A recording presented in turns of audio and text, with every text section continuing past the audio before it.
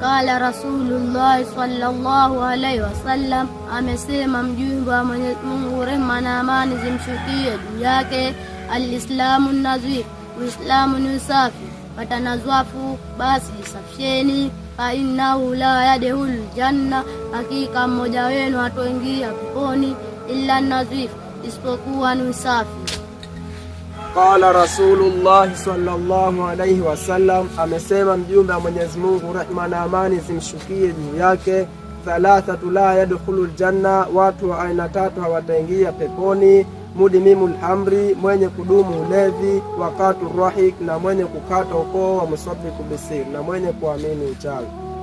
Qala Rasulullah sallallahu alaihi wasallam, amesema mjumbe wa Mwenyezi Mungu, rehma na amani zimshukie juu yake, hiya samaku fi mai, samaki anaishi katika maji.